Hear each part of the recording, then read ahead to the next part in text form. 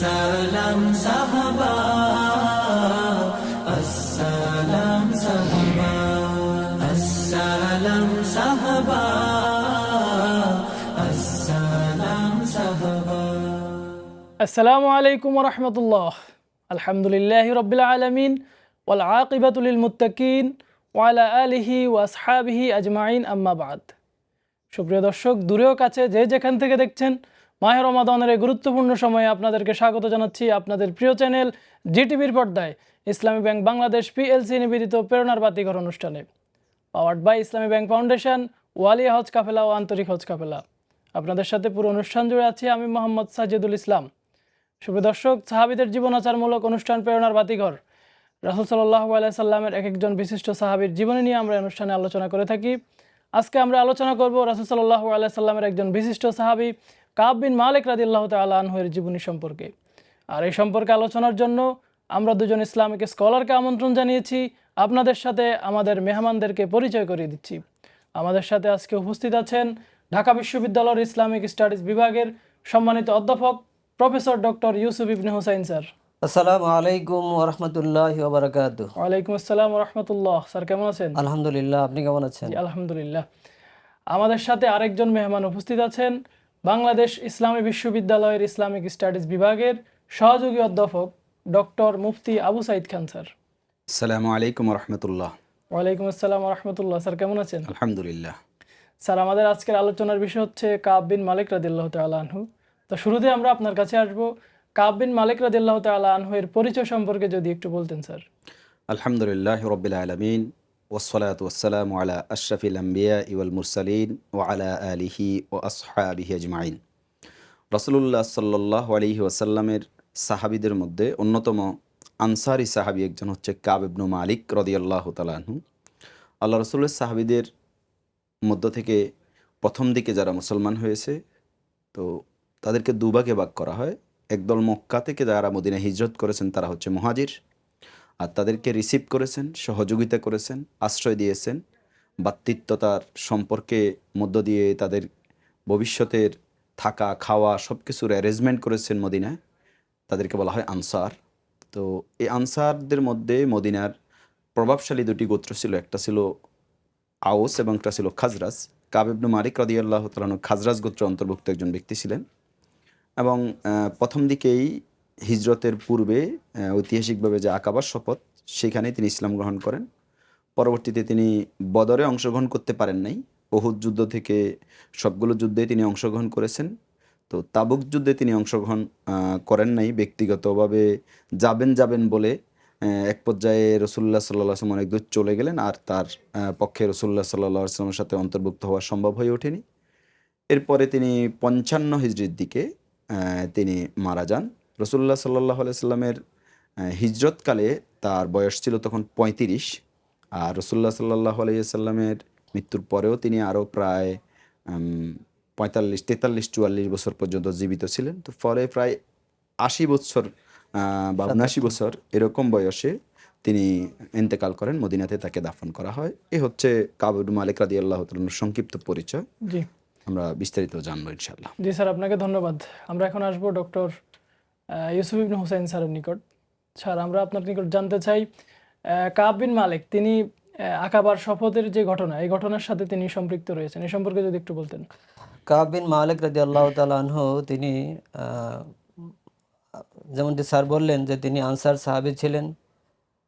তিনি মদিনায় ইসলাম গ্রহণ করেছেন এবং তার ইসলাম গ্রহণের ঘটনা হলো তিনি আকাবার যে তৃতীয় শপথ, প্রথম এবং দ্বিতীয় তৃতীয় ৩টি শপথ হয়েছে এবং তৃতীয় শপথে ৭০ জনের মতো আনসার সাহাবী তারা রাসূল সাল্লামকে মক্কায় গিয়ে সেখানে তারা আকাবায় শপথ নিয়ে রসুলকে মদিনা হিজরতের জন্য আমন্ত্রণ জানিয়েছেন। সেই আকাবায় তৃতীয় আকাবার যে ঘটনাটি ইবনে ইসহাক বর্ণনা করেছেন এবং সিরাত ইবনে হিশামের ঘটনাটি আছে, তিনি বলছেন যে যারা মক্কার একদল তীর্থযাত্রী তারা তারা মক্কায় রওনা হয়েছেন এবং তিনি তাদের সাথে ছিলেন এবং তাদের সাথে যারা প্রথম এবং দ্বিতীয় আকাবায় যারা ছিলেন সে সকল সাহাবায়ে কেরাম ছিলেন।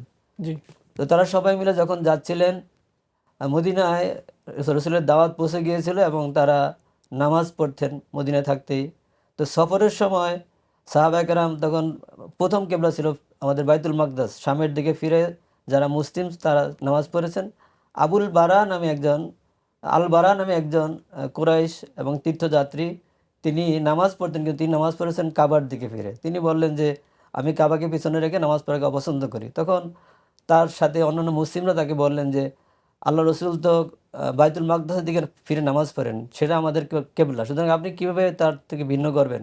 তখন তিনি তার কথা অনড় থাকেন এবং কোনো অবস্থাতেই তিনি কাবা ছেড়ে বাইতুল মাকদাসে ফিরে নামাজ পড়লেন না। তো এই না পড়ার কারণে সাহাবীদের সাথে বা মুসলিমদের সাথে একটু বিতর্ক করার কারণে তার মনে এক ধরনের অস্বস্তি জাগলো।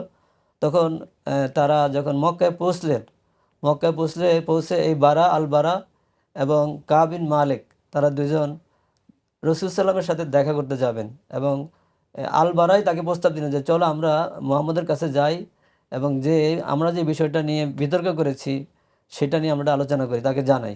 জি, তখন তারা দুজন রসুল সাল্লামের সাথে দেখা করতে রওনা হলেন, কিন্তু তারা কেউই রসুলকে চিনেন না, এর আগে তারা কখনো দেখেননি। তো তারা হারামের বাইরে একজন মক্কির সাথে তাদের দেখা হয় এবং তারা জানতে চান যে মুহাম্মদের সাথে আমরা দেখা করতে যাই। তখন বললেন যে ঠিক আছে, তোমরা মসজিদে হারামে যাও এবং সেখানে যে দেখো যে ইবনে আব্বাসের সাথে একজন লোক বসে আছেন, তিনি মুহাম্মদ সাল্লাল্লাহু আলাইহি সাল্লাম। তো তারা দুজন রীতিমতো গেলেন। তখন আব্বাস তাদের দেখে দুজনকেই চিনলেন এবং রাসূল সাল্লামকে পরিচয় করে দিলেন যে এ হলো বারা, এ গোত্রের গোত্রপতি, আর এ হলো কাব বিন মালিক। তখন রাসূল বলছেন এ কি সেই কাব বিন মালিক যে কবি কাব বিন মালিক? কাব বলছেন যে আমার মৃত্যু পর্যন্ত রসুলের সেই কথারই, রসুল আগে থেকে আমার নাম শুনেছেন, আমার নাম জানতেন এবং আব্বাসকে জিজ্ঞেস করেছেন এ কি সেই কাব? তখন আব্বাস বলছেন হ্যাঁ, এ সেই কাব। এবং তখন তারা তার সাথে কথা বললেন এবং কথা বলে তারা সেখানেই মুসলিম হয়ে গেলেন। যদিও তারা পরবর্তীতে রাতের বেলা যে আকাবায় শপথ করেছেন, কিন্তু ইসলাম তারা দুজন এখানেই গ্রহণ করেছেন। এটাই হলো আকাবার সাথে তাদের ইসলাম গ্রহণের ঘটনা। জি স্যার, আপনাকে ধন্যবাদ। আমরা আবার আপনার থেকে শুনবো। আমরা আসবো ডক্টর মুফতি আবু সাঈদ খান স্যারের নিকট। স্যার, উনি তাবুক যুদ্ধে অংশগ্রহণ করলেন না, এ নিয়ে একটি ঘটনা প্রবাহ রয়েছে, এ সম্পর্কে যদি একটু বলতেন। জি, আপনাকে ধন্যবাদ। রাসূলুল্লাহ সাল্লাল্লাহু আলাইহি সাল্লামের যুদ্ধগুলোর মধ্যে তার জীবনে যে যুদ্ধগুলো হয়েছে, এই যুদ্ধটা ছিল সবচেয়ে কঠিন যুদ্ধগুলোর একটি, যেটাকে এই একেবারে উসরা শব্দ দিয়ে কোরআনে কারিম ব্যাখ্যা করা হয়েছে, অর্থাৎ কঠিন সময়ের একটি যুদ্ধ। একদিকে হলো প্রচণ্ড গরম, দ্বিতীয় হচ্ছে আরবের তখন খেজুর পাকার মৌসুম। তো ফলে দূরবর্তী সফরে যখন তাবুক অভিযানে রওনা হবেন, ফিরতে ফিরতে খেজুরগুলো গাছে পেকে নিচে ঝরে পচে যাবে। জি, এটা নামানোর জন্য লোক থাকবে না, বিক্রি করা, এবং ম্যাক্সিমাম আরবের তৎকালীন যুগের লোকজনের এই খেজুর শিল্পের উপরেই তাদের অর্থনৈতিক ভিত্তি ছিল, যে কারণে অনেকের ঋণ, পারিবারিক ব্যবস্থাপনা, ভবিষ্যতে পুরো এক বছরের খরচ, এগুলো নিয়ে খুব চিন্তিত ছিলেন। অপরদিকে কঠিন এই গরমের সময়ে দূরত্বের সফরটা, এটা খুব কঠিন ছিল। তো এরপর রাসূলুল্লাহ সাল্লাল্লাহু আলাইহি সাল্লামের নির্দেশ, তাবুক যুদ্ধ 9 হিজরিতে এই ঘটনা। তা আল্লাহ রসুল সাল্লাল্লাহু আলাইহি ওয়াসাল্লাম সাহাবীদেরকে নিয়ে রওনা হলেন। কাব বিন মালিক রাদিয়াল্লাহু তাআলা তিনি বলছেন, সহিহ বুখারীতে হাদিস আসছে, তিনি বলছেন যে আমিও রওনা দেব, জিনিসপত্র রেডি করেছি, আমার উট রেডি করেছি, সব প্রস্তুতি করেছি এবং যাব। তো মনে করলাম যে আজকে আমি রওনা না দেবো না, কালকে দেব, অথবা পরের দিন বললাম যে একটু পরে রওনা দিই, যে রাসূলুল্লাহ সাল্লাল্লাহু আলাইহি ওয়াসাল্লাম সামনে গিয়ে যাত্রা বিরতি করবে, আমি ওখানে গিয়ে রসুলের সাথে মিলিত হয়ে যাব। জি, কিন্তু এক পর্যায়ে এভাবে অলসতা বা এক ধরনের মানে আজকে যাব কালকে যাব গড়িমসি করতে গিয়ে এক পর্যায়ে তিনি দেখতে পেলেন যে এখন আর তিনি পিছন থেকে রওনা দিয়ে রাসূলুল্লাহ সাল্লাল্লাহু আলাইহি ওয়াসাল্লামের সাথে মিলতে অনেক কষ্ট হবে বা তার সাথে যুক্ত হওয়া সম্ভব হবে না। তো ফলে তিনি মদিনায় থেকে গেলেন। আর আমার দুজন সাহাবী, একজন হচ্ছে হেলাল ইবনে উমাইয়া এবং আরেকজন হচ্ছে মুরারা ইবনে রবি, এই তিনজন সাহাবী কাব বিন মালিক সহ তারা মদিনায় রয়ে গেলেন। মুনাফিকদের অনেকেও রয়ে গেলেন। রাসূলুল্লাহ সাল্লাল্লাহু আলাইহি ওয়াসাল্লাম যথারীতি যুদ্ধ করে ফিরে আসলেন এবং যুদ্ধ হয় নাই। হিরাক্লার সাথে যে যুদ্ধ তারা মোকাবেলা করতে আসেনি, রাসূলুল্লাহ সাল্লাল্লাহু আলাইহি ওয়াসাল্লামের আগমন শুনে তারা এর আগেই পিছু হটেছে। তা আল্লাহ রাসূল স্থানীয় কিছু ওখানকার গোত্রের সাথে চুক্তি করে পুরো সফর শেষ করে আরবের যুদ্ধের নিয়ম অনুযায়ী যুদ্ধের যেখানে যুদ্ধ হওয়ার কথা সেখানে 3 দিন অবস্থান করে, এটা হলো বিজয়ের প্রতীক, যে স্থানে যুদ্ধ হবে সেখানে যারা বিজয়ী দল তারা 3 দিন অবস্থান করবে, এরপর ফিরে আসবে। তো রাসূলুল্লাহ সাল্লাল্লাহু আলাইহি ওয়াসাল্লাম যথারীতি মদিনায় আসলেন এবং লোকজনকে জিজ্ঞাসা করলেন কার কি, কেন যায় নাই। তোর মধ্যে মুনাফিকরা বিভিন্ন বানোয়াট অজুহাত দিয়ে রাসূলুল্লাহ সাল্লাল্লাহু আলাইহি ওয়াসাল্লামের কাছে তাদের কথাবার্তা বলেছে, কেউ এই কারণে জানায়, কেউ এই কারণে জানায়। তো ফলে রাসূলুল্লাহ সাল্লাল্লাহু আলাইহি ওয়াসাল্লাম বুঝতে পেরেছেন এরা মিথ্যা বলছে, কিন্তু তিনি তাদেরকে কোনো শাস্তি দিলেন না। কাব বিন মালিক সহ এই 3 জন সাহাবী রাদিয়াল্লাহু তাআলা আনহু, তারা সত্যি সত্যি বলছে যে আমরা আমাদের অলসতাবশত, আমাদের গড়িমসি করতে গিয়ে আমরা যেতে পারিনি। আল্লাহ রসুল সাল্লাহ আলাইসাল্লাম তাদের ব্যাপারটা আল্লাহর উপর সুপর্দ করেন। ওহী নাজিল হয় যে তাদের সাথে সামাজিকভাবে তাদেরকে বয়কট করার ব্যাপারে, এবং প্রথম 40 দিন পর্যন্ত কোনো সাহাবি তাদের সাথে কথা বলে নাই, শুধু পারিবারিক গণ্ডির মধ্যে তিনি সীমাবদ্ধ ছিলেন। এবং কাব বিন মালিক রাদিয়াল্লাহু তাআলা বর্ণনা করছেন, সহিহ বুখারীর হাদিস হচ্ছে যে রাসূলুল্লাহ সাল্লাল্লাহু আলাইহি ওয়াসাল্লামের কাছে আমি মদিনায় গেলাম, মসজিদে নববীতে আমি সালাম দিচ্ছি, কিন্তু আল্লাহ রসুল সাল্লাল্লাহু আলাইহি ওয়াসাল্লাম আমার দিকে তাকাচ্ছেন না। আমি তাকিয়ে থাকলাম তার ঠোঁট নড়ে কিনা, যে আমার সালামের প্রতি উত্তরটা হচ্ছে কিনা। এটা একজন সাহাবীর জন্য মানে কলেজা ছিঁড়ে যাওয়ার মতো, যে সালাম দিচ্ছেন, রসুল তার সালামের জবাব দিচ্ছেন না। কোনো সাহাবী তার সাথে মুসাফা করে না, সালামের জবাব দেয় না। মানে এই সমাজের থেকেও তিনি নাই এরকম মনে হচ্ছিল। মানে নিজের জীবনটাকে এক ধরনের হাত্তা দাকাত আলাইহিমুল আরদু বিমা রাহুবাত, কোরআনের ভাষা, যে প্রশস্ত থাকা সত্ত্বেও মনে হয় যেন পুরো পৃথিবীটা সংকীর্ণ হয়ে গেছে। এই পর্যায়ে 40 দিন যখন শেষ হলো, রাসূলুল্লাহ সাল্লাল্লাহু আলাইহি ওয়াসাল্লাম শাস্তিটা আরো কঠিন করে দিলেন। এবার বললেন যে তুমি তোমার স্ত্রীর সাথেও এখন আর কথা বলতে পারবে না। তার মানে এখন সম্পূর্ণ একাকী হয়ে গেলেন। কিন্তু তিনি এখান থেকে বিচ্যুত হন নাই, এই শাস্তিটাকে মাথা পেতে নিয়েছেন, অপরাধ স্বীকার করেছেন। আল্লাহ রসুলের সাহাবীদের জীবনের ছোটোখাটো কোনো ত্রুটি হয়ে যেতে পারে, কিন্তু সেই ত্রুটির রিকভারি তারা এমনভাবে করেছেন, তাওবাটা এমন করেছেন যে সেটা পুরো উম্মার জন্য একটা এক্সাম্পল হয়ে গেছে।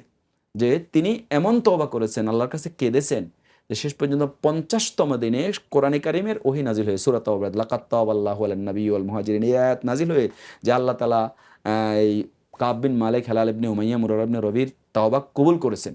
তো যেই একজন লোক এই সুসংবাদটা দিয়েছেন, যে কাব ইবনে মালিক রাদিয়াল্লাহু তাআলা বলছেন যে আমি আনন্দে আত্মহারা হয়ে আমার জামা কাপড়, গায়ের জামাটা খুলে তাকে দিয়ে দিছি।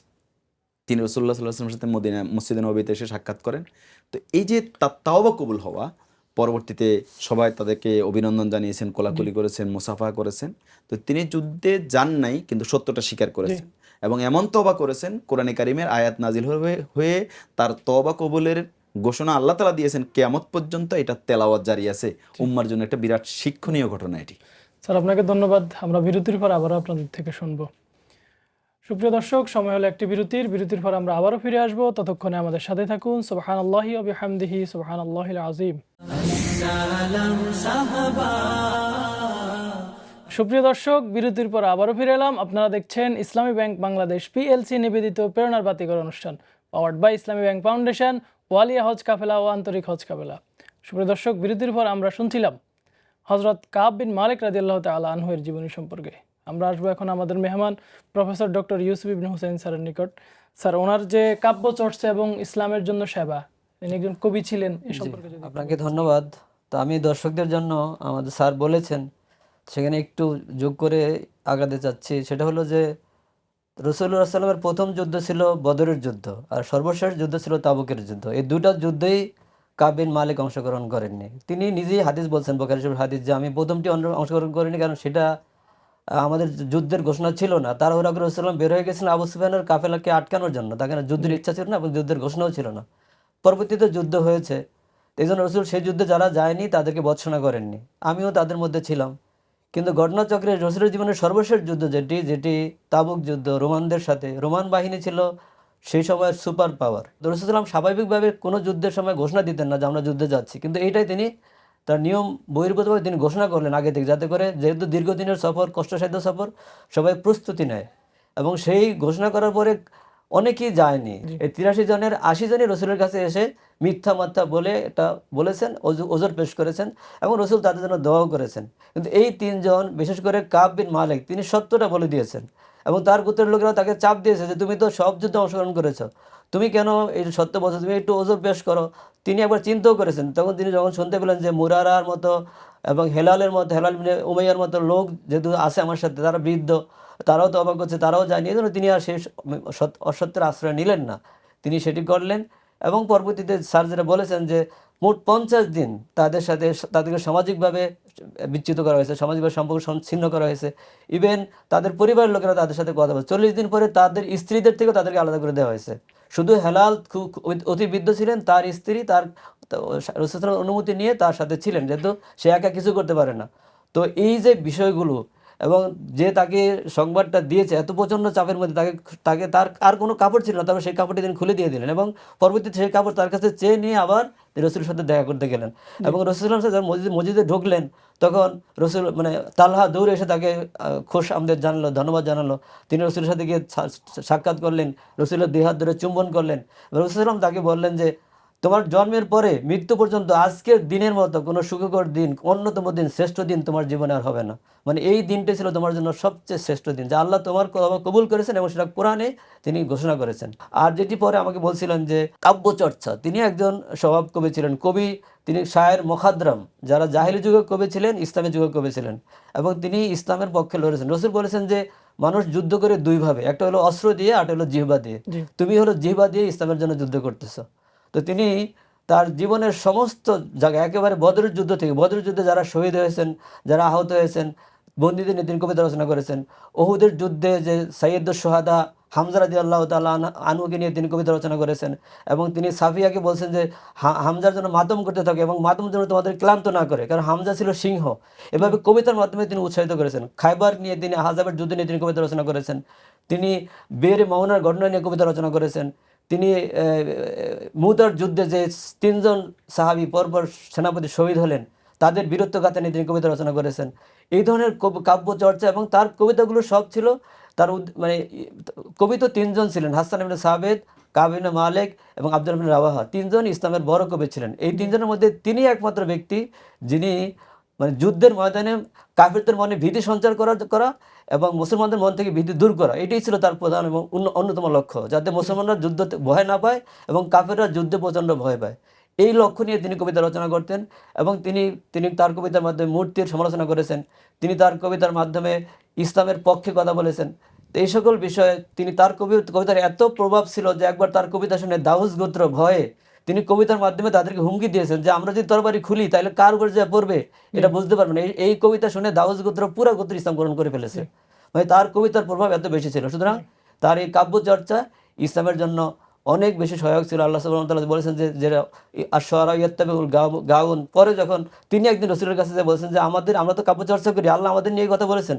তখন রাসূল সাল্লাল্লাহু আলাইহি ওয়াসাল্লাম বললেন যে পরের অংশে দেখো, সেখানে আল্লাহ কি বলেছেন, ইল্লাল্লাযিনা আমানু ওয়া আমিলুস সালিহাত ও যাকারুল্লাহ কাসীরা। এই যাদের কথা বলছে তোমরা তারা, তোমাদের ভয় পাওয়ার কোনো কারণ নাই। সুতরাং রাসূল সাল্লাল্লাহু আলাইহি ওয়াসাল্লাম তাদেরকে সেই সকল এক্সেপশন কবিদের অন্তর্ভুক্ত করেছেন যারা পথভ্রষ্ট নয়, তারা সঠিক পথে ছিল, রাইট পথে ছিল এবং ইসলামের দাওয়াতি কাজে তিনি তার কাব্য চর্চাকে একটি বড় অস্ত্র হিসেবে ব্যবহার করেছেন। কারণ মুখের যেই অস্ত্র, এই অস্ত্রের কোনো চিকিৎসা নাই, আর মূল অস্ত্রের বা যে এই তলোয়ার বা বর্ম, নেজা, এগুলার চিকিৎসা আছে, কিন্তু যারা হয়তো সেনানে লাহাল তিয়াম আলা ইয়ালদামা যারা হালেসার। আপনাকে ধন্যবাদ। জি স্যার, আপনাকে ধন্যবাদ। আমরা আবার আপনার কাছে আসবো। আমরা আসবো ডক্টর মুফতি আবু সাঈদ খান স্যারের নিকট। স্যার, আপনার কাছে আমরা জানতে চাই কাব বিন মালিকের যে সাদাকা এবং তাওবা, এই সম্পর্কে যদি একটু বলতেন। জি, আপনাকে ধন্যবাদ। আমরা তওবা সম্পর্কে বলেছি যে তার যখন সুসংবাদ তিনি পাইলেন যে আল্লাহ রাব্বুল আলামিন তার যুদ্ধে না যাওয়ার এই অলসতাকে, এই দুর্বলতাকে আল্লাহ মাফ করে দিয়েছেন, তিনি তার জামা খুলে দিয়ে দিলেন। পরে তিনি রাসূলুল্লাহ সাল্লাল্লাহু আলাইহি ওয়াসাল্লামের কাছে আসলেন। সহিহ বুখারীতে হাদিস আসছে, ইন্না মিন তাওবাতি আন আনখালিয়া মিন মালি, যে আমার যে তওবা কবুল হইল আল্লাহ তাআলা, এটার শুকরিয়া স্বরূপ আমি আমার মালগুলো আপনার হাতে দিয়ে দিই, আপনি সদাকা করে দেন। তো তিনি তার সব মালগুলো রাসূলুল্লাহ সাল্লাল্লাহু আলাইহি সাল্লামকে সদাকা করে দিতে বললেন। তো আল্লাহ রাসূল কি বললেন? আল্লাহ রাসূল বললেন, আমসিক বাদা মালিকা ইনদাক, যে তুমি তোমার কিছু মাল তোমার কাছে রেখে দাও, ফাহুয়া খায়রুল লাক, এটাই তোমার জন্য কল্যাণকর। তো এখান থেকে একটা গুরুত্বপূর্ণ বিষয় আমরা বুঝি যে কোনো ব্যক্তি তার সবগুলো মাল সদাকা করতে পারেন, কিন্তু সেটার কারণে যদি তিনি এত দরিদ্র হয়ে যান যে পরবর্তীতে তিনি ভিক্ষা করতে হবে অথবা নিজের জন্য কষ্টসাধ্য জীবন পরিচালনা করতে হবে, এর চাইতে বরং কিছু সদাকা করে কিছু মাল রেখে দেয়া। রাসূলুল্লাহ সাল্লাল্লাহু আলাইহি ওয়াসাল্লাম কাব ইবনে মালিক রাদিয়াল্লাহু তাআলা এই পরামর্শ দিলেন। তো এখান থেকে আরও একটা বিষয় মুহাদ্দিসগণ বের করেছেন। তারা বলছেন যে কোনো অপরাধ বা কোনো গুনাহ যদি, ভুল ত্রুটি যদি কারো মাধ্যমে হয়ে যায়, তো তিনি তওবা করবেন, আল্লাহর কাছে অনুতপ্ত হবেন, ভবিষ্যতে আর করবেন না এই ওয়াদা দিবেন, তিনি লজ্জিত হবেন। সাথে এটার জন্য উত্তম কাজ হচ্ছে কিছু সদাকা করে দেয়। এবং কোরআনে কারিমে তার তওবা কবুলের পরবর্তীতে আয়াত নাযিল হয়েছে, খুয মিন আমওয়ালিহিম সাদাকাতান তুতাহহিরহুম ওয়া তুযাক্কিহিম। হে রাসূল, আপনি তাদের কিছু মাল সদাকা করে দেন যাতে করে তাদেরকে তুতাহহিরহুম, আপনি তাদেরকে পবিত্র করে দিতে পারেন, ওয়া তুযাক্কিহিম, এবং তাদেরকে পরিশুদ্ধ করে দিতে ওয়াসাল্লি আলাইহিম, এবং আপনিও তাদের জন্য দোয়া করুন, ইন্না সলাতাকা সাকানুল্লাহুম, এবং আপনার দোয়া তাদের জন্য হচ্ছে প্রশান্তি, সাকিনা স্বরূপ। তো এই জন্য রাসূলুল্লাহ সাল্লাল্লাহু আলাইহি ওয়াসাল্লাম তার সাহাবীদের জন্য দোয়া করেছেন, কাব ইবনে মালিক রাদিয়াল্লাহু তাআলার জন্য দোয়া করেছেন, তিনি তওবা করেছেন, সাথে সদাকা করেছেন। জি। এই জন্য কোনো গুনাহ বা অপরাধ হয়ে যাওয়ার পরে যে ব্যক্তি আল্লাহর কাছে তওবা করবে, সাথে হচ্ছে কিছু সদাকা করে দেয়, একটা উত্তম কাজ। কাব ইবনে মালিক রাদিয়াল্লাহু তাআলার এই আমল থেকে এটা প্রমাণিত হয়। জি স্যার, আপনাকে ধন্যবাদ। প্রফেসর ডক্টর ইউসুফ ইবনে হোসেন স্যার, কাব বিন মালিকের জীবনী থেকে আমরা কি শিক্ষা গ্রহণ করতে পারি? আপনার পক্ষ থেকে কি মেসেজ?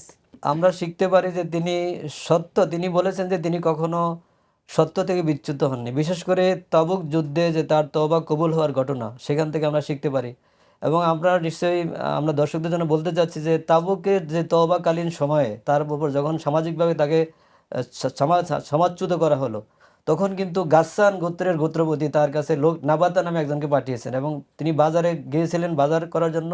তখন সেই লোক তাকে চিনতো না, তাকে খুঁজতো। তখন লোকেরা দেখা দিল এটা হলো কাব বিন মালিক। তখন তিনি সেই গাসসান গোত্রপতির চিঠিটা তার কাছে দিলেন, এবং চিঠি পড়ে দেখেন যে তোমার বন্ধু মোহাম্মদ তোমার প্রতি অবিচার করতেছে, তুমি আমার কাছে চলে আসো, আমি তোমাকে সব ধরনের সাহায্য সহযোগিতা করবো। তিনি সাথে সাথে সিরিজ আগুনে পুড়িয়ে দিয়েছেন। তাহলে তাদের ইমানের কাছে, মানে একজন গোত্রের প্রতি বা একজন গভর্নর তাকে আমন্ত্রণ জানিয়েছেন ইসলাম ত্যাগ করে, সেখানে গেলে তিনি দুনিয়াবী সকল সুযোগ সুবিধা পেতেন, কিন্তু সেগুলো তিনি গ্রহণ করেননি। এবং তিনি এই যুদ্ধের ময়দানে, তিনি ওহুদের যুদ্ধে তিনি আক্রান্ত হয়েছেন, তার 11টা অথবা 17টা জখম তার দেহে পাওয়া গিয়েছে। তো এইগুলো ইসলামের জন্য আমাদের জীবন ডেডিকেট করে দেওয়া, আমাদের জীবন জান মাল দিয়ে আল্লাহর দিনকে উড্ডীন করার জন্য, আল্লাহর কালিমাকে উড্ডীন করার জন্য আমাদের চেষ্টা চালানো, এবং কোনো অবস্থায় মাধ্যমে ইসলামের তারপরে কোনোভাবে সত্য থেকে বিচ্যুত না হওয়া, কারণ সত্যই মানুষকে জান্নাতের দিকে নিয়ে যায় এবং মিথ্যা মানুষকে জাহান্নামের দিকে নিয়ে যায়। সুতরাং আমরা তাদের কাছ থেকে সত্য পথে চলা, সত্য বলা এবং সত্যের উপর অবিচল থাকা, কোনো ধরনের দুনিয়াবি প্রলোভনে প্রলুব্ধ না হওয়া, এই সকল শিক্ষা আমরা লাভ করতে পারি। স্যার, আপনাকে ধন্যবাদ।